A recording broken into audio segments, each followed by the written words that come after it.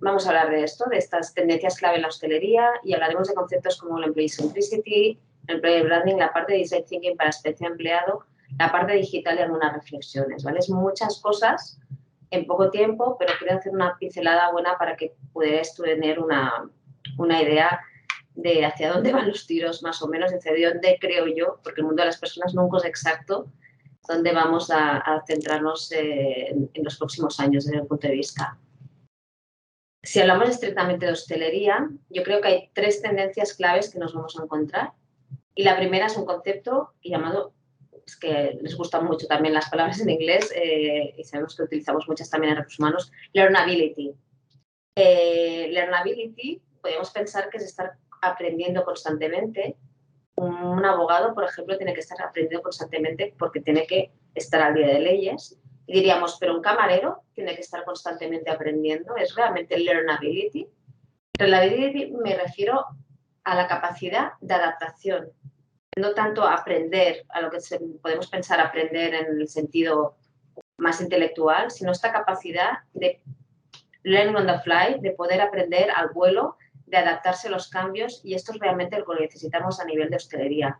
Personas que ahora, por ejemplo, os voy a poner un ejemplo, pues, han vuelto a trabajar con nosotros, se han encontrado un hotel distinto en que el cliente ya no quiere que le atienda una persona como un front office agent en recepción para que luego haya un conserje, pero que luego haya otra persona que sea un butler mayordomo. Resulta que él quiere tener una persona de referencia que tenga un montón de skills al cual pueda referirse directamente y sea su persona de referencia y no tenga que ir a 3 o 4 personas a la vez. Por tanto, esta learnability, esta capacidad de adaptación y de aprender a que constantemente pueden haber cambios en un hotel que nos impliquen a estas personas a aprender nuevos skills y adaptarse, nos refiero a este concepto, número 1.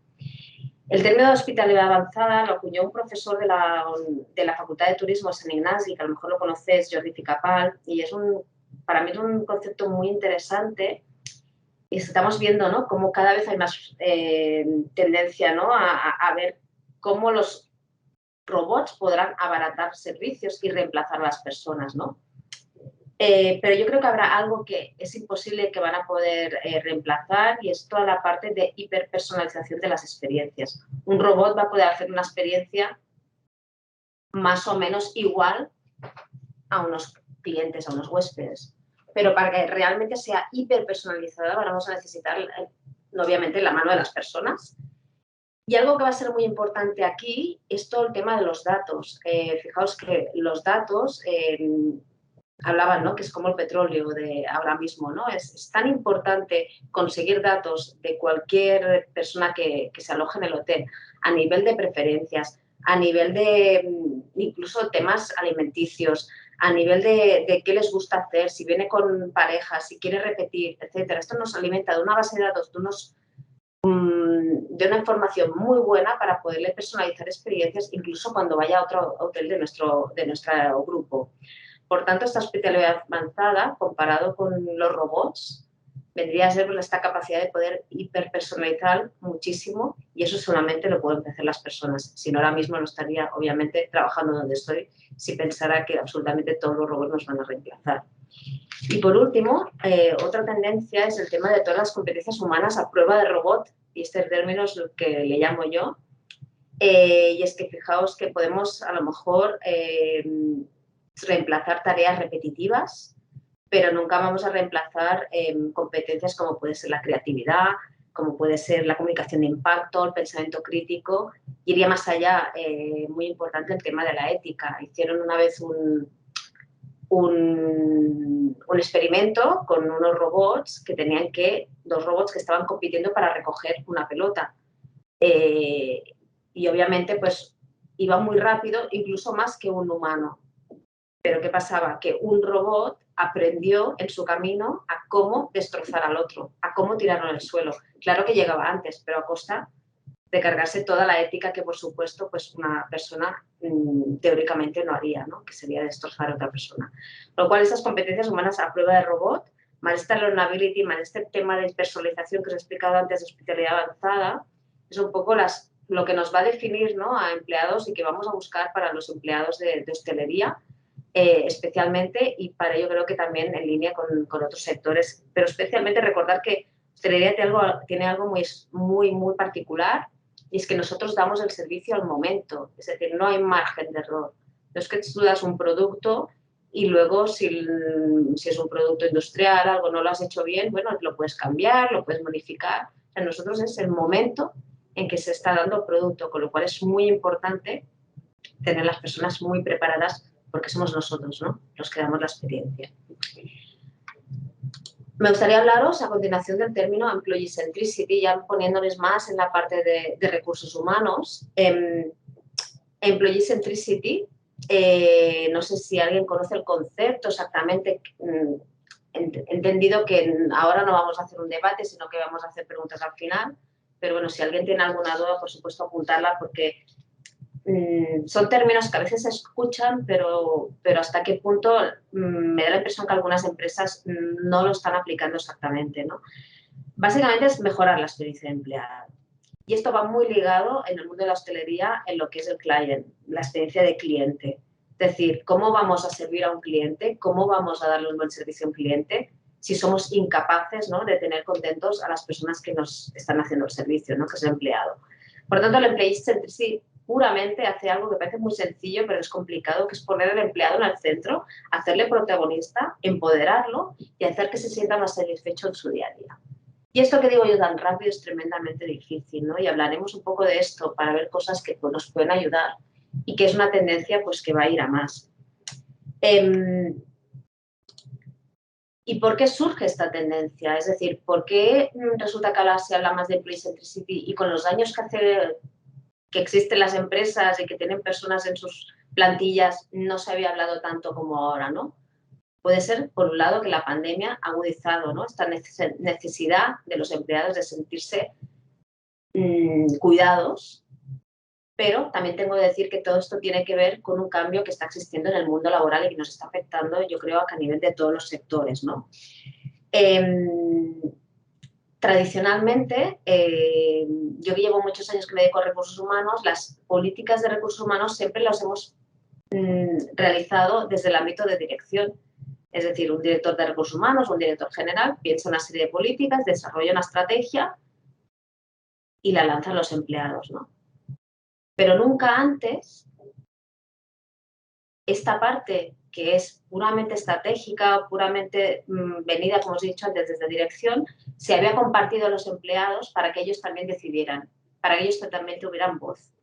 Y esta es la gran diferencia, el hecho de poder, cualquier política de recursos humanos, tener la voz del empleado para poder hacer acciones que vayan encaminados a ayudarlos a que su experiencia sea mejor. ¿Y por qué ha cambiado todo esto? Y vuelvo a lo que os decía de la fuerza laboral.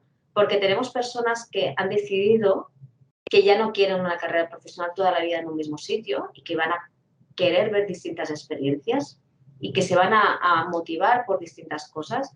Por tanto, no les vamos a poder prometer a lo mejor una carrera larga porque quizás tampoco les interesa.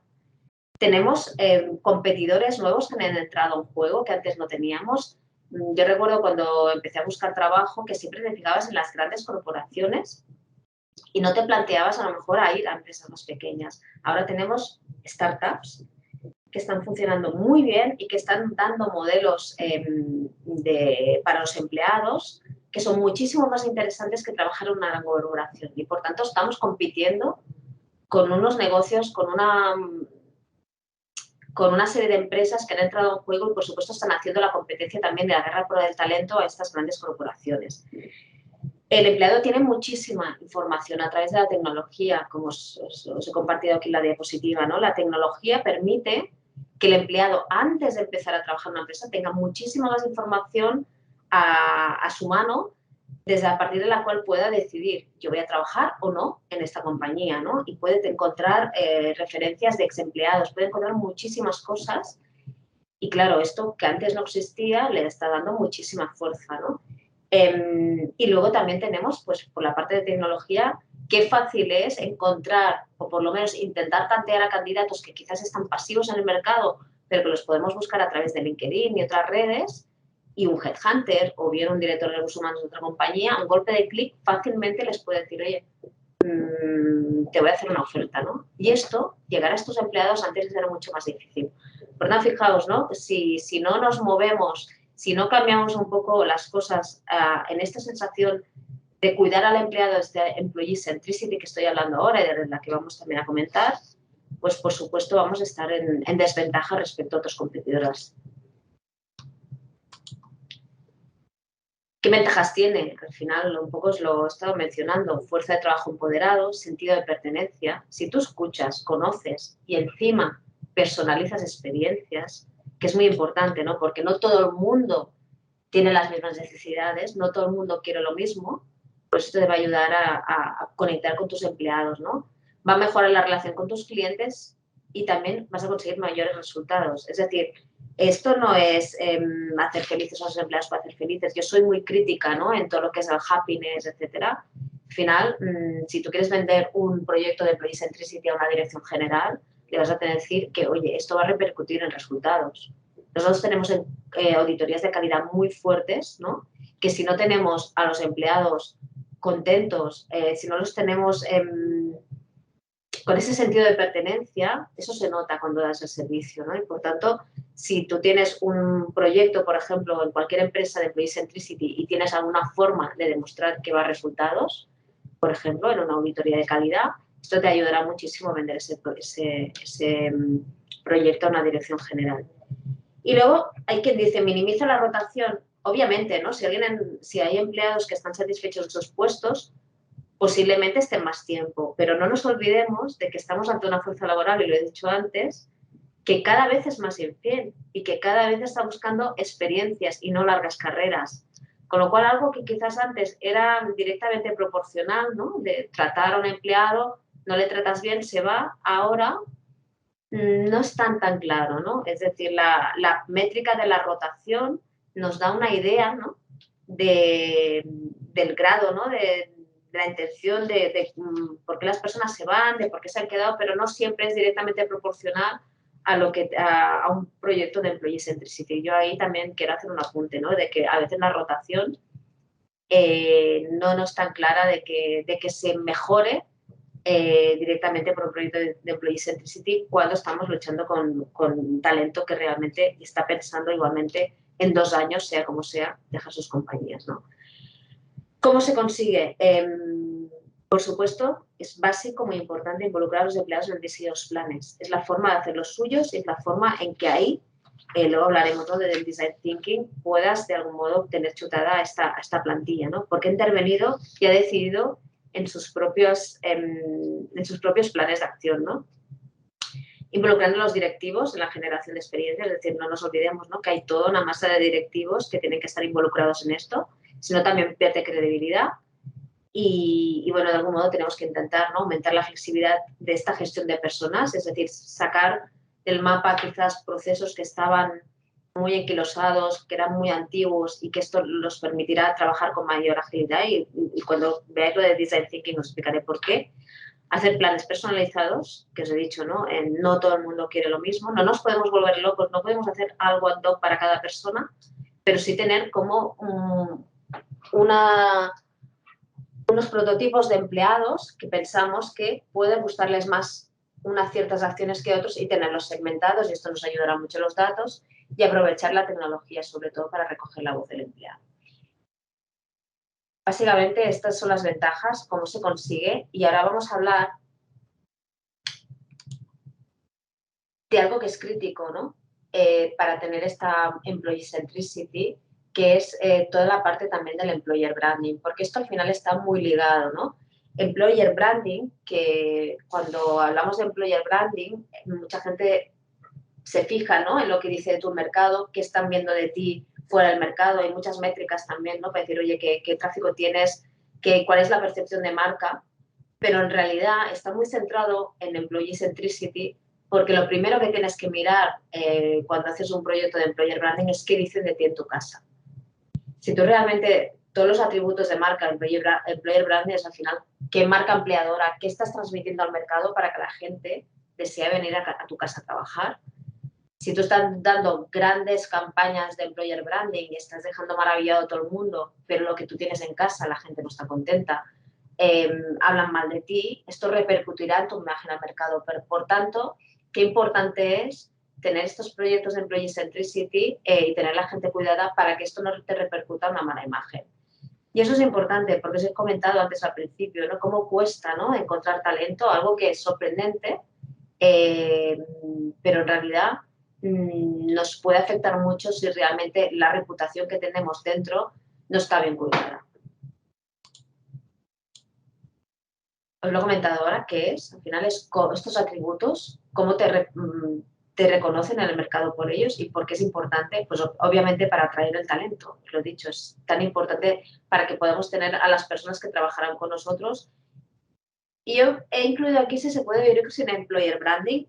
Yo definitivamente pienso que no, que si no trabajas esta marca empleadora, se te va a hacer la marca sola. Van a tener las personas una percepción de ti sí o sí, porque por internet van a encontrar de todo y por tanto qué mejor que tener una estrategia de employer branding bien enfocada a tu público objetivo, donde puedas decir qué atributos les puedes ofrecer, porque si no, pienso que acabarán hablando de ti de algún modo. Por tanto, qué mejor que manejar y tener esta estrategia bien definida. A veces no sé si os habéis encontrado, ¿no? Empresas que no han hecho grandes planes de employer branding, pero sí que es verdad que sabemos que tratan muy bien a sus empleados. Y al contrario, personas que han hecho grandes fachadas de employer branding, pero que por detrás sabemos que si rascamos un poquito, pues no, las personas que están trabajando ahí no están contentas.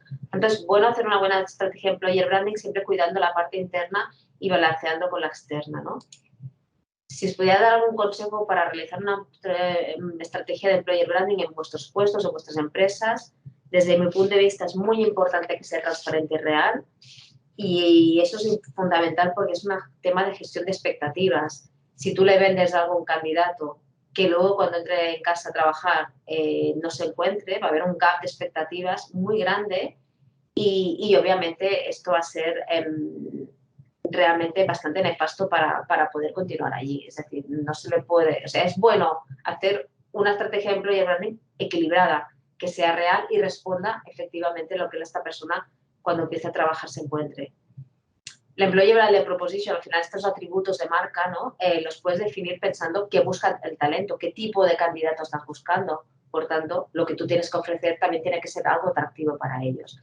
Y hacer este enganche, ¿no? Muchas veces también hacer encuestas con escuelas, con universidades, ver un poco estas personas que están acabando la carrera, qué valoran, etcétera, te da también mucha información para poder hacer una buena estrategia.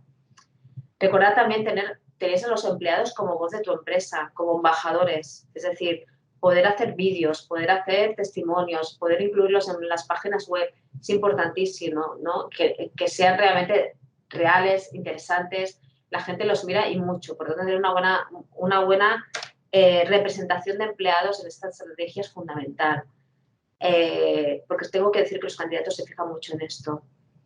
El tema de redes sociales, ¿no? Escucha y participa. Yo creo que estábamos acostumbrados a páginas web muy planas, ¿no? Es decir, uno veía ahí, se ponían tus servicios, carreras profesionales, pero cada vez buscan los empleados tener más interacción con las empresas y con las marcas. Por tanto, desde recursos humanos, tener la posibilidad, ¿no?, de también contestar peticiones que puedan llegar a través de la web y tener estas redes sociales activas en contacto con los candidatos nos va a ayudar mucho en employer branding. Es verdad que tenemos que ser muy conscientes del tiempo, porque se nos puede ir muchísimo, pero es importante tener muy en cuenta lo que se puede hacer y que ayuda mucho. Involucrar a toda la empresa, esto no es solo de recursos humanos, sino de todos los departamentos y también, pues, naturalmente, tecnología y marketing. Y ser crítico contigo mismo. Y ahora os explicaré por qué. Y es la crítica que yo hago a temas también de employer branding y de experiencia de empleado, y es que tenemos que pensar, y esta es mi opinión personal, es que no todos somos Google, no todos tenemos que poner las mismas oficinas que Google, primeramente porque posiblemente no llegamos, pero no todo el mundo le gusta lo mismo. Por tanto, ojo con hacer grandes fachadas, pero que por dentro esto no responda a una cultura, ¿no? Yo pongo ejemplo, ¿no? Cuántas veces hacemos grandes planes para poner, yo que sé, unas oficinas preciosas, la gran tecnología, pero en realidad luego resulta que las personas ni siquiera el lunes por la mañana, cuando vienen de un fin de semana, se preguntan cómo han estado, si necesitan algo, alguien tiene un familiar que está enfermo y ese jefe es imposible, impensable que se lo pregunte. Por tanto, cuidado con todo lo que son, no acompasar en la cultura todo un trabajo de employer branding y de experiencia de empleado. Y recordar lo que he dicho antes, no es solo felicidad, es también dar resultados. Es un poco lo que se está diciendo. Tenemos como 3 ejes. Una parte es la cultural, el espacio y la tecnología. Si el espacio y la tecnología son brutales, muy buenos, pero la cultura no acompaña, es decir, tener a las personas cuidadas, empoderarlas, darles herramientas, esta gestión de expectativas va a fallar. Porque la cultura, y esta es mi gran crítica a temas de experiencia de empleados, muchas veces no acompaña lo que es ni el espacio ni la tecnología. Si habláramos un poco de herramientas para poder llegar a hacer experiencia de empleado, yo recomendaría mucho, si os interesa el tema, usar Design Thinking. Yo creo que es una gran herramienta para poder profundizar, para poder empezar. Design Thinking es muy amplio, ¿sabéis? Se definió en la Universidad de Stanford las 5 etapas que vamos a repasar rápidamente, pero al final el más importante de Design Thinking es que es un marco colaborativo que se utilizó al principio en todo lo que era diseño, ¿no? No viene del mundo de los recursos humanos, sino de los diseñadores, pero tiene la misma filosofía, que es poner al usuario en el centro. El usuario es nuestro empleado, es decir, este usuario que va a participar de todas las herramientas, de todo lo que le planteemos y que va a tener su voz, de forma que todo lo que estemos haciendo para este usuario tendrá muchas más posibilidades de ser de su agrado, de coincidir con sus pensamientos que si lo hacemos solamente desde la óptica directiva. Y eso es muy importante. Estas son las 5 fases. Es una mentalidad, yo también lo indico aquí, para resolver problemas complejos donde no hay un histórico. Se puede utilizar para muchas cosas. Lo puedes utilizar, pues, por ejemplo, si quieres definir un onboarding, ¿no? Cómo se introduce a una persona a la compañía, cómo pasa sus primeros meses, por ejemplo. Puedes medir cómo han sido los primeros días, cómo han sido sus meses que han pasado y cómo mejora esa experiencia.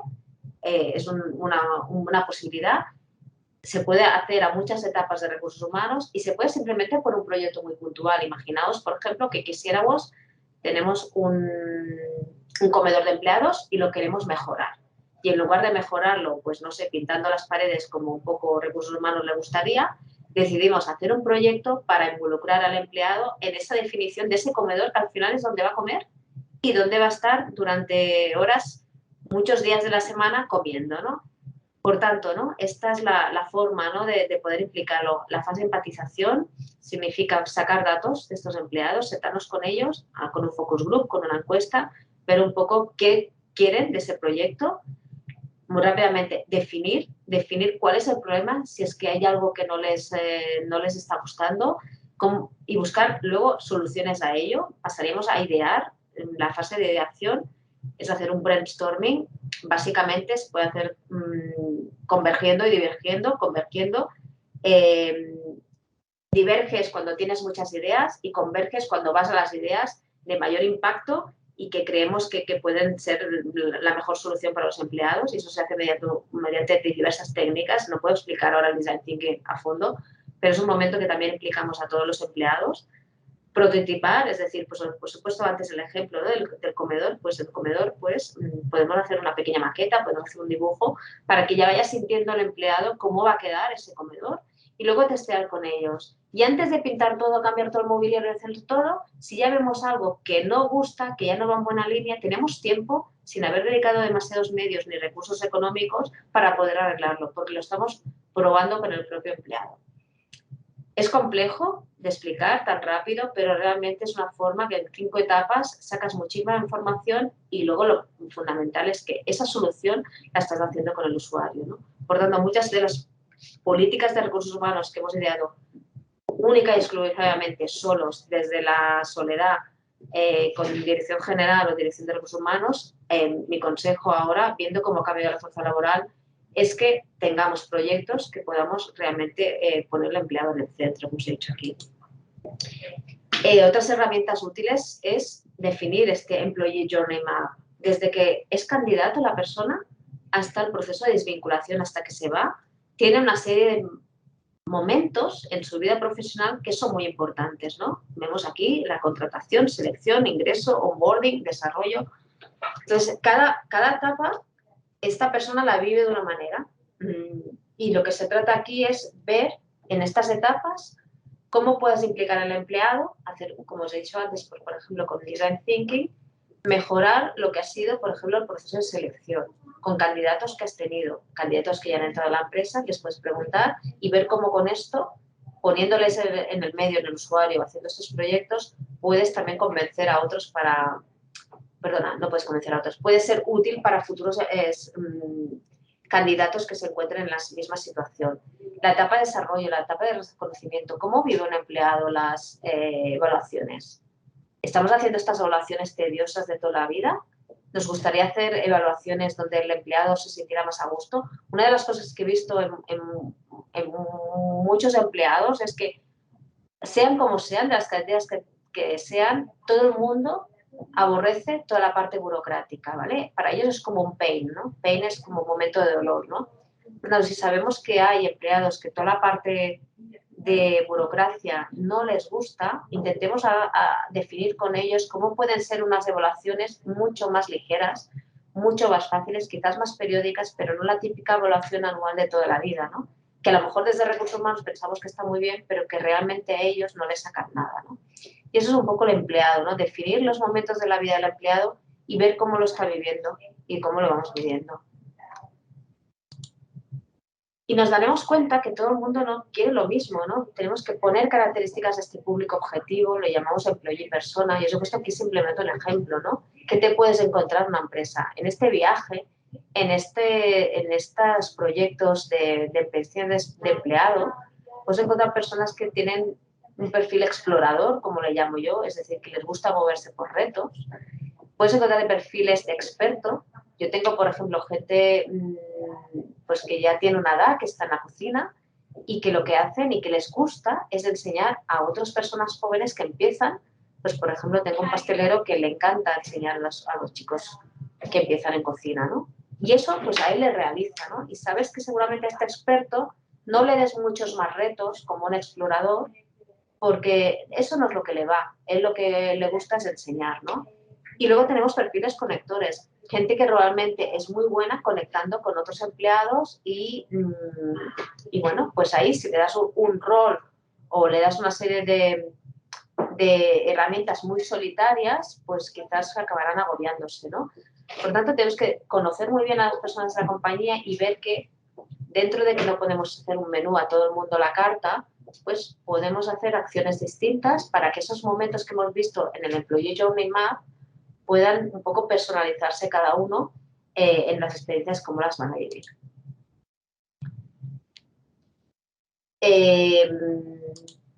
Me queda poco tiempo, pues quería comentar básicamente qué retos y qué dificultades los veo yo en el tema de emplear un tema de employee centricity, porque al final, una cosa es decirlo, pero emplearlo y utilizarlo en las empresas es difícil. Posiblemente os podréis encontrar con una serie de reticencias como, oye, ¿cómo vamos a dar voz a alguien que no se les ha dado nunca? Miedo a pensar que todos los deseos hay que colmar, y eso es absolutamente falso.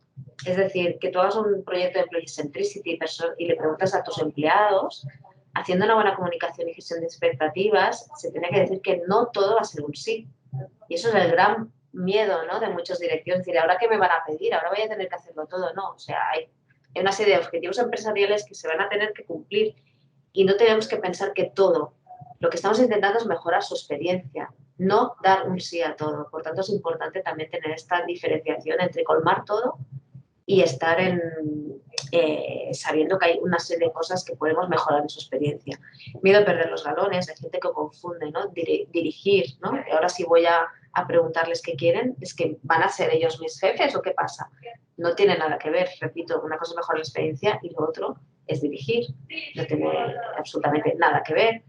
La necesidad de medición continua de escucha, no nos tenemos que volver locos, podemos medir y podemos hacerlo periódicamente. Es importante ir renovando, la plantilla cambia y también las expectativas de las personas también. No hace falta hacerlo constantemente, pero sí tener un proceso de medición de cómo van avanzando estas experiencias. La parte de personalización a la carta, ya os lo he comentado con la anterior diapositiva. Poner foco en los líderes más allá de la propia experiencia laboral. Y antes también os he dicho, ¿no? A veces no somos únicamente una persona que va a trabajar, somos personas todo el día y nos llevamos también problemas al trabajo.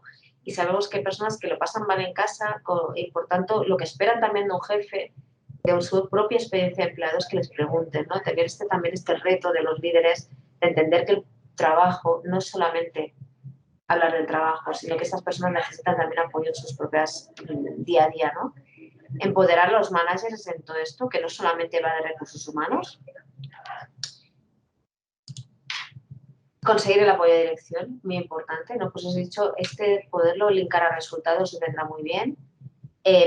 No caer en contradicciones entre lo que se dice y se hace, relacionado también con el tema de employer branding, aquellas grandes cosas fachadas de promesas que al final no se cumplen. Reaccionar ante el feedback, ¿de acuerdo? De que está preparado, ¿no? Que si a alguien no gusta podamos también reformularlo.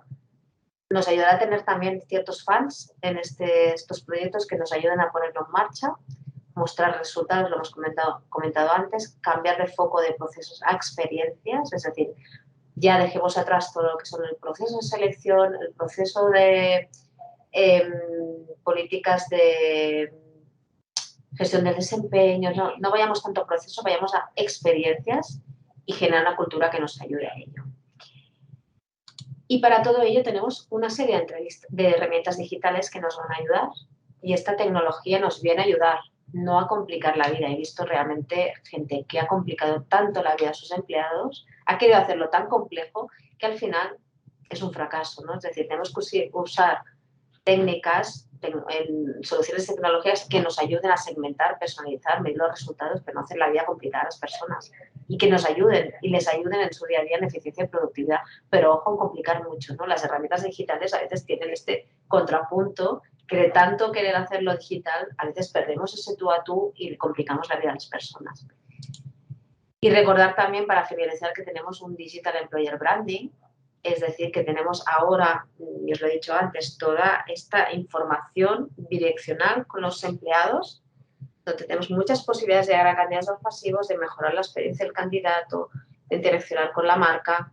El otro día había una corporación, una gran marca que, digamos, estaba muy orgullosa de decir que durante las 4 primeras fases del proceso de selección no había intervenido ningún humano.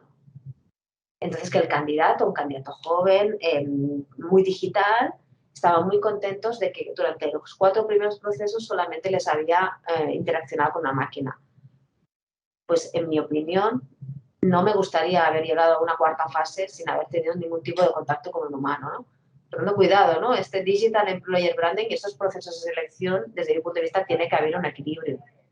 ¿Por qué? Porque al final somos personas, ¿no? Y si no, si todo nos lo va a hacer una máquina, ¿qué gracia es esta, ¿no? Este es mi punto de vista. Contar el storytelling, también muy importante. Es decir, qué historia tiene la compañía. Muchas veces les gusta mucho saber cómo se ha fundado, el mito fundacional, ¿no? Que hablamos. ¿Cuál es la historia? ¿Qué propósitos tiene? Esto la gente, especialmente las nuevas generaciones, lo buscan mucho. Y, por supuesto, hacer seguimiento de todo tráfico, comentarios, lo que os decía antes, bidireccionalmente, monitorizar nuestra reputación, ¿no? Mostramos este escaparate virtual que antes no existía y trabajar con otros departamentos. Al final, ¿qué nos encontramos? Pues bueno, tenemos que preguntarnos qué somos, cómo somos, qué nos hace especiales, por qué van a venir a trabajar con nosotros y cómo lo comunicamos en este entorno digital.